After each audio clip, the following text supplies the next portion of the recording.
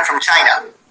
Well, I think the rehab's been going well. I think slowly, mas okay na rin yung likod ko, especially compared sa nung nasa US pa ako. So, it's way better now. I'm supposed to do 12 sessions. I think I've done 6 na. So, ayun lang, slowly but surely, unti-unti, rehab, sama ko ng weights, and hopefully next week baka step on court na ako to do some drills and some stuff on court. And, habang may time pa before the first game, talagang sinusulit ko yung araw para lang mag-heal and mag-recover yung likod ko para pagdating ng World Cup, wala na akong hintayin malapit na ako sa 100%.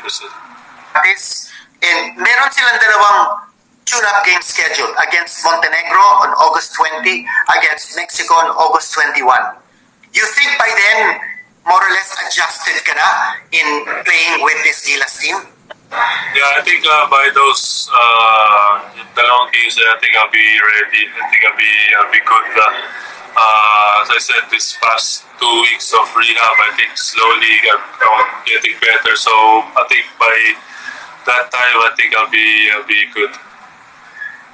Okay. Good.